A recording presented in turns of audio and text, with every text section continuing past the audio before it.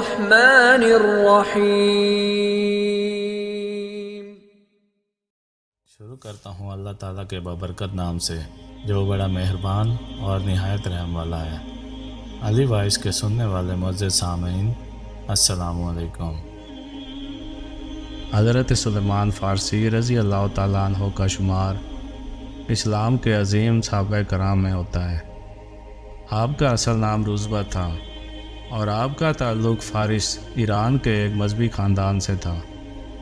آپ کی زندگی میں ایک عجیب قسم کی جستجو اور تلاش کا پہلو نمایاں تھا جو آپ کو مختلف مذہبی تعلیمات اور فلسفوں کے پیچھے چلانے پر مجبور کرتا تھا۔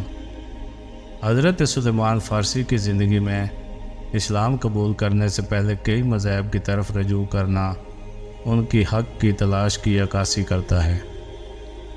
اسلام قبول کرنے کا واقعہ۔ حضرت سلیمان فارسی کا ابتدائی تعلق مجوسیت آتش پرستی سے تھا جو ان کے والد کی نسل کا مذہب تھا۔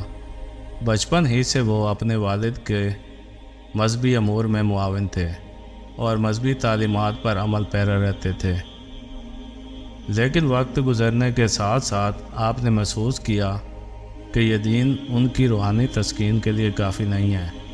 آپ کے دل میں حق کی جستجو بیدار ہوئی اور آپ نے یہ فیصلہ کیا کہ آپ اپنی زندگی کی سچائی کی تلاش کریں گے۔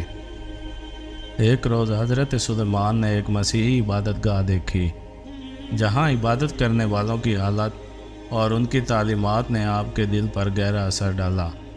آپ کو یہ مذہب مجوسی تعلیمات سے زیادہ سچا اور روحانی نظر آیا۔ اس موقع پر آپ نے مجوسیت کو چھوڑ کر عیسائیت کو قبول کر لیا۔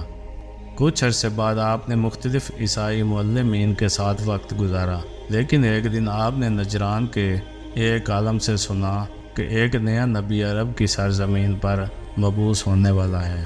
یہ سن کر آپ کے دل میں عرب جانے کا شوق پیدا ہوا تاکہ اس نبی کی زیارت کی جائے اور ان کی تعلیمات کو اپنایا جائے۔ مدینہ ہجرت اور اسلام قبول کرنا۔ عرب کا سفر حضرت سلیمان کے لیے نہایت مشکل اور آزمائشی تھا۔ دوران سفر آپ غلام بنا لیے گئے اور آپ کو ایک یہودی کے ہاتھ فروخت کر دیا گیا جس نے آپ کو مدینہ لایا۔ لیکن اللہ کی قدرت دیکھیے کہ مدینہ ہی وہ مقام تھا جہاں نبی آخر الزماں حضرت محمد صلی اللہ علیہ وآلہ وسلم کی ہجرت ہوئی اور آپ نے اپنی دعوت کا آغاز کیا۔ جب حضرت سلیمان کو نبی پاک صلی اللہ علیہ وآلہ وسلم کی آمد کی خبر ملی تو آپ نے فوراً ان سے ملاقات کی۔ آپ نے نبی پاک صلی اللہ علیہ وآلہ وسلم کو چند نشانیوں کے ذریعے پہچان لیا جو آپ کو ان عیسائی عالم نے بتائی تھی۔ حضرت سلیمان فارسی نے نبی پاک صلی اللہ علیہ وآلہ وسلم کے ہاتھ پر اسلام قبول کیا اور آپ صلی اللہ علیہ وآلہ وسلم کے اصحاب میں شامل ہو گئے۔ آپ کی اسلام کے لیے قربانیاں، جذبہ اور خدمت کی داستانیں دیگر صحابہ کرام کے لیے مشلے رہا ہیں۔ حضرت سلیمان فارسی کا مقام اور خدمات۔ حضرت سلیمان فارسی نے اسلامی تاریخ میں ایک اہم مقام حاصل کیا۔ آپ کی جستجو، حق کی تلاش اور ثابت قدمی آپ کو دیگر صحابہ کرام سے ممتاز بناتی ہیں۔ آپ نے اسلام قبول کرنے کے بعد نہ صرف اپنے علم اور بصیرت سے مسلمانوں کو مستفید کیا بلکہ جنگوں اور فتوحات میں بھی حصہ لیا۔ اسلامی تاریخ میں سب سے مشہور واقعہ غزوہ خندق کا ہے جس میں حضرت سلیمان فارسی کی حکمت عملی اور مشورے نے مسلمانوں کو کامیابی عطا کی۔ جب قریش اور ان کے حلیف قبائل مدینہ پر حملہ کرنے کے لیے آئے تو حضرت سلیمان فارسی نے خندق کھودنے کی تجویز دی جو فارس کی روایتی جنگی تدبیر تھی۔ اس مشورے پر عمل کرنے سے دشمن کو مدینہ میں داخل ہونے کا راستہ نہیں ملا اور اس طرح مسلمانوں کو فتح نصیب ہوئی۔ حضرت سلیمان فارسی اور چونٹی کا واقعہ۔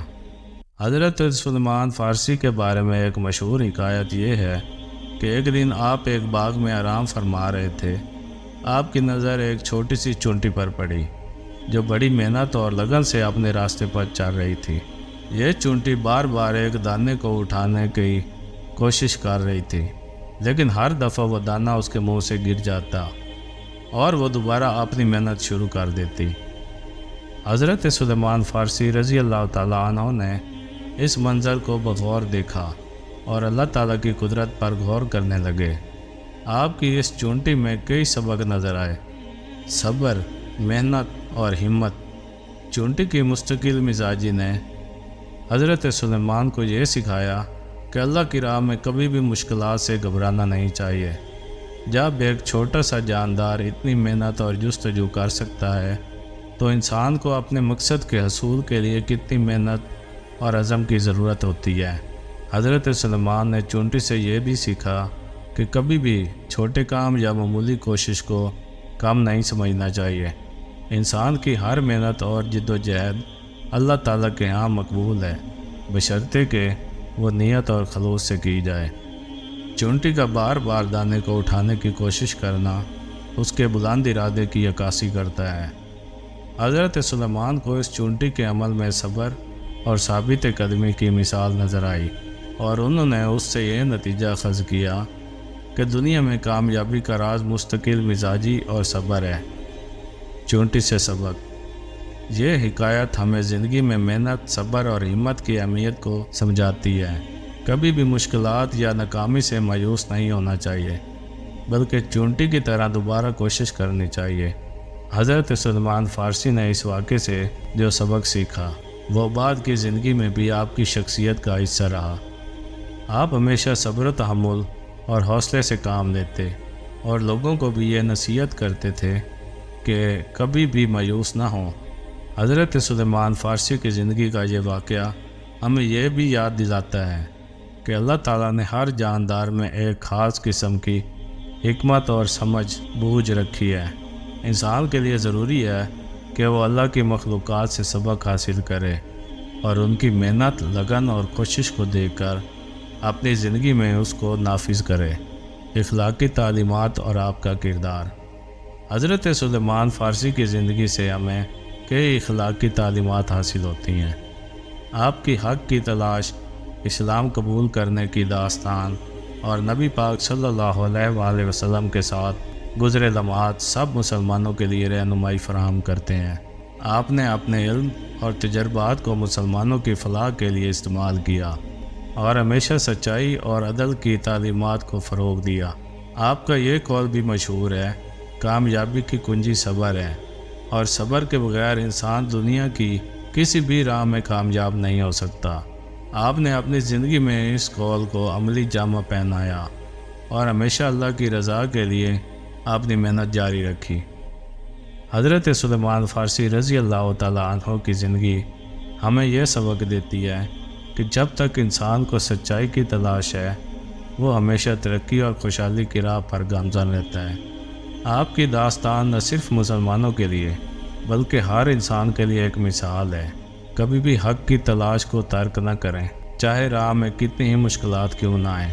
نتیجہ: حضرت سلیمان فارسی اور چونٹی کا واقعہ ہمیں زندگی کی مختلف جوتوں پر غور کرنے اور ہر حال میں محنت اور صبر سے کام لینے کی تلقین کرتا ہے۔ چونٹی کا چھوٹا سا عمل ہمیں اس بات کی طرف متوجہ کرتا ہے کہ چھوٹے کام اور معمولی محنت بھی اللہ تعالیٰ کی نظر میں بڑی اہمیت رکھتی ہے۔ حضرت سلیمان فارسی کی زندگی حق کی تلاش، اسلام کی خدمت اور مستقل مزاجی ہمیں زندگی میں کامیابی کے اصول کے لیے رہنمائی فراہم کرتی ہے۔ حضرت سلیمان فارسی کی شخصیت، ان کی جستجو اور ان کا جذبہ آج بھی مسلمانوں کے لیے ایک مثال ہے۔ ان کی زندگی کے یہ واقعات ہمیں اپنی زندگی کے مقصد کی پہچان اور حق کی تلاش میں ثابت قدم رہنے کی ترغیب دیتے ہیں۔ تو دوستوں، اپنا بہت سارا خیال رکھیے گا۔ ملتے ہیں اگلی ویڈیو میں، تب تک کے لیے اللہ حافظ۔